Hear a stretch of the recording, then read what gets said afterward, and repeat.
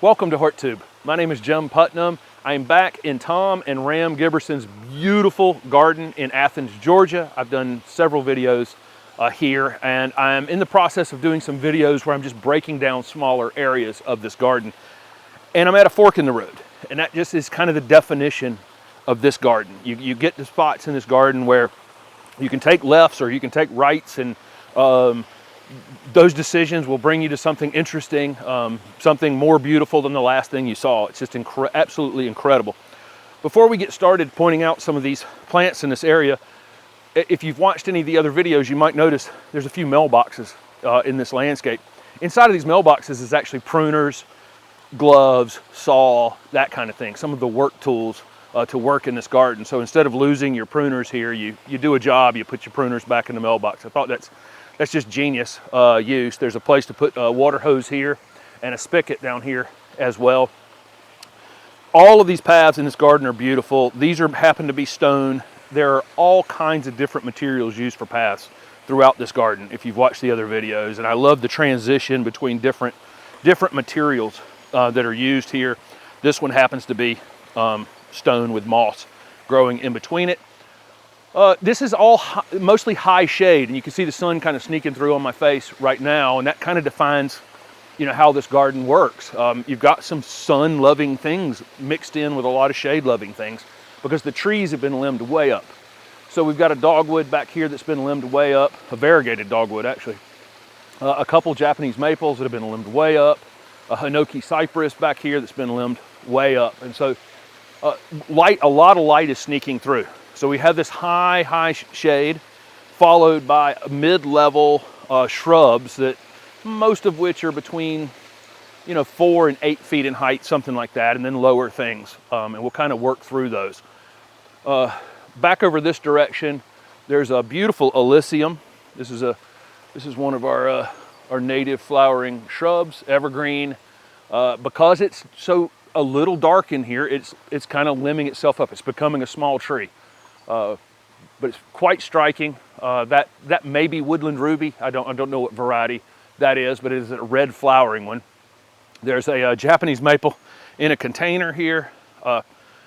This is a calacanthus, and this looks like an Asian calacanthus or maybe one of the hybrids with our native calacanthus. We have a calacanthus native to the southeast.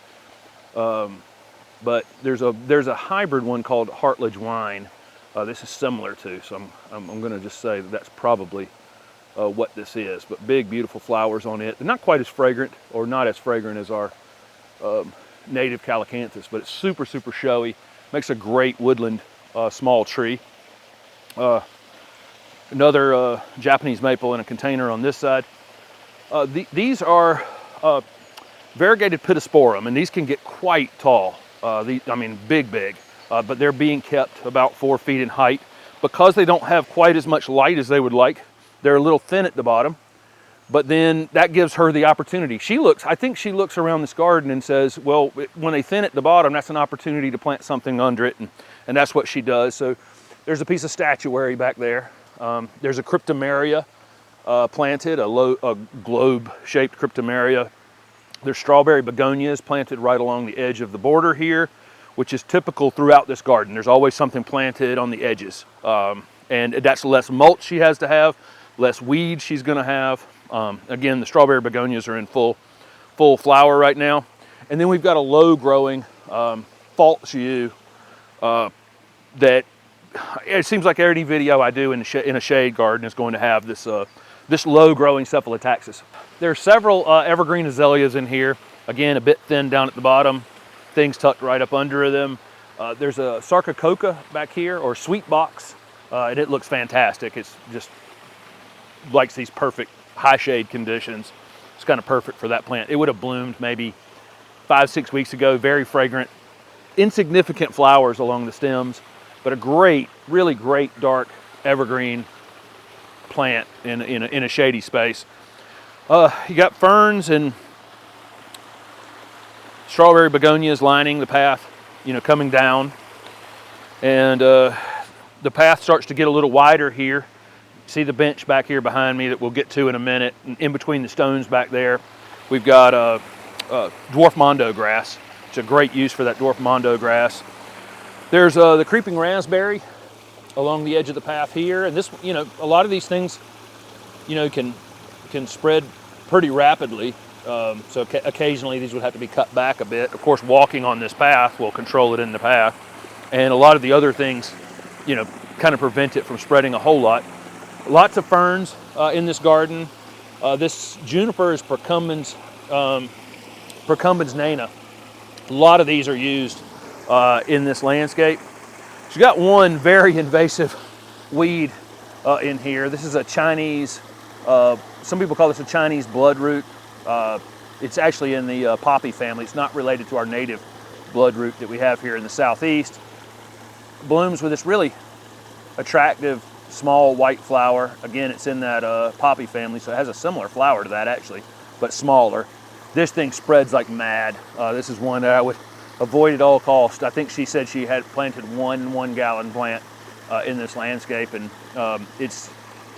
there's hardly a bed here without it. It's actually a beautiful plant, and it looks like it's placed in here on purpose, but it's actually one that's kind of out of control in this garden.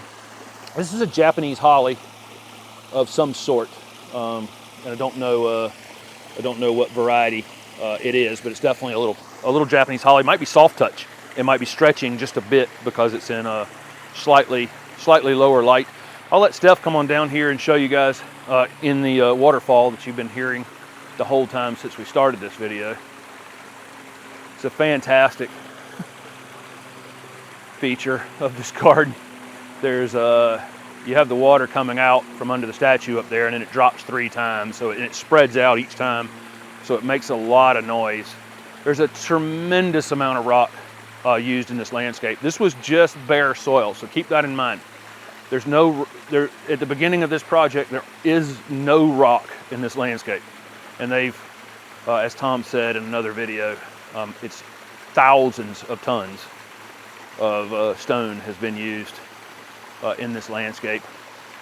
There's a deciduous azalea up here that has already flowered, and it's another great understory plant. So you see a lot of that where there's, you know, we have shrubs that get 3 feet, shrubs that get 6 or 8 feet, and then the taller limbed up canopy above it.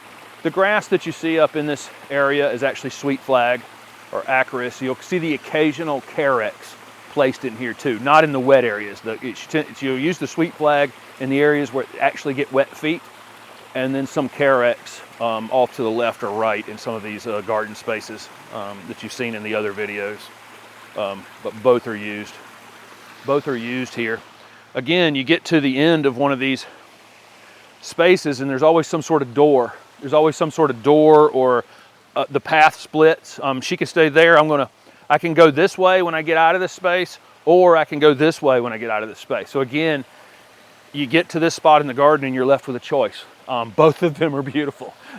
This one now leads out to a lawn, which there's not a lot of lawn on this in this landscape, but there is an open lawn space over there.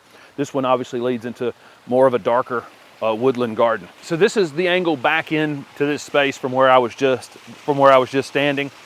Lots of ground covers used around the back of this bench. We'll ID a few of those. And then there's a mid-level size shrubs back here where we've got this Camellia sasanqua that's been limbed up into a small tree. Ground covers allowed to run underneath it. No mulch in that space. There's a Chindo Viburnum back here. It's in a little bit too low a light, but it's doing a Chindo Viburnum thing. It's growing like crazy up there.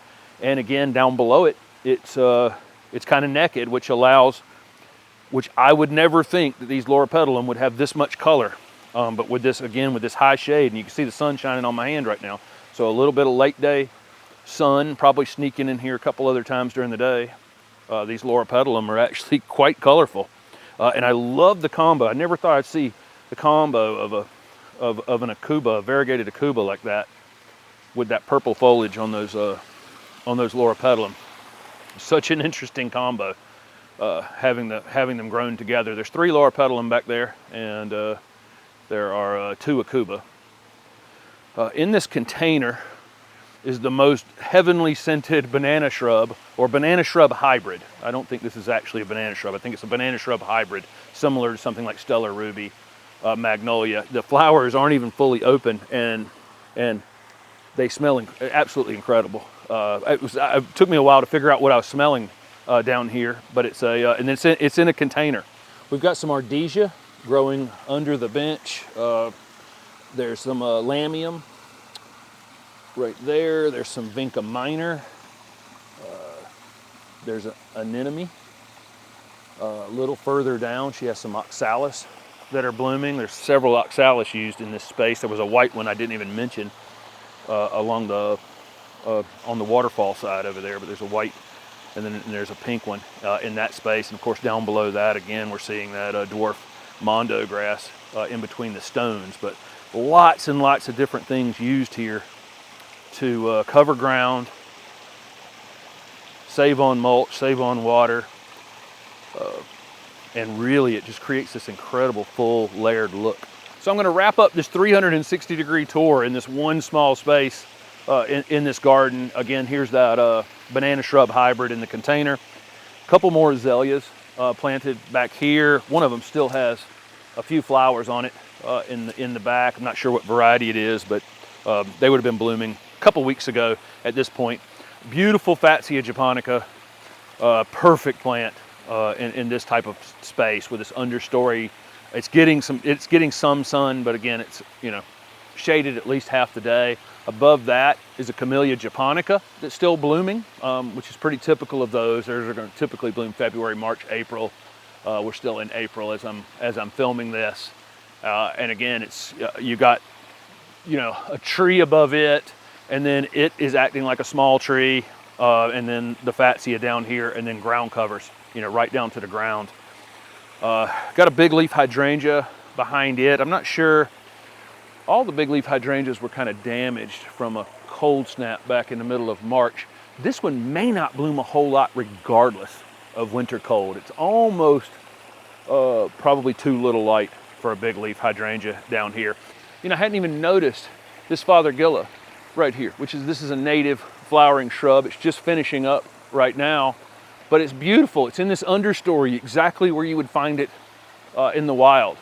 Growing exactly like that, and then it's layered that right down to the ground, just like, you know, just like nature put it here. You know, it's just absolutely amazing to me. So there you go, guys. This is just one little, you know, how many steps have I walked here to complete this incredible little space? You know, if you have a small lot, you know, kind of like I'm on, you know, this type of thing could be carved out in a space like that. You can take one of these spaces from this garden that I'm showing you and place it into into a small lot.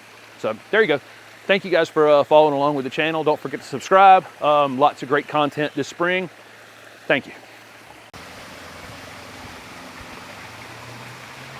This garden is so crazy. I just did a tour video, and then I see 8 other things I didn't mention. There's a juga down below. This beautiful lace bark pine is in this container on the table. There's 5 other things I've noticed since I ended the video.